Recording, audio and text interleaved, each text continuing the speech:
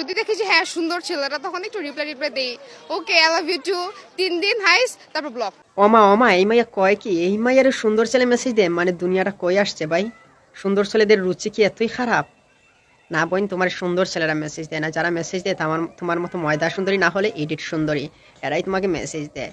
তো বুঝলাম তুমি রিপ্লাই দাও আই লাভ ইউ টু বলো, তারপর 3 দিন পর আবার ব্লক করো কেন? এটার কারণ কি একটু বলো তো শুনি। এটা জানি তার ব্যাপারে, কি করে না করে, এতটুকু আবার কাজ, মানে সে কি করে, তার লাইফস্টাইলটা কিরকম, কয়টা চেক খাইছে, এগুলো জেনে ব্লক করে দিই। ও আচ্ছা, তাহলে এই ব্যাপার। ওই ছেলের লাইফ স্টাইল কেমন, পরিবার কেমন, কয়টা সেক খাইছে লাইফে, এগুলো জানা আপনার কাজ? তো এই কাজের জন্য তোর বেতন দেখে বোন? তোর কি আর কোনো কাজ নাই? এগুলো জানাই তোর কাজ? শোনা বোন, এসব বংচং বোঝ দিও না বাঙালি রে, বাঙালি সবই বোঝে। তুমি রিপ্লে দাও, রিপ্লে দিয়ে ওই ছেলে সম্পর্কে জানো। যদি দেখো বড় লোকের কোনো ছেলে, তাহলে ওর সাথে কন্টিনিউ করো, ওকে বাঙ্গাইয়া খাওয়ার চেষ্টা করো, মানে ওর কাছ থেকে যত আইনা খাওয়া যায় সব দেখাইয়া আর কি। আর যদি দেখো না, ওর কিছু নেই, গরিব, তাহলে ব্লক করে দাও। ব্যাপারটা হচ্ছে এইটা।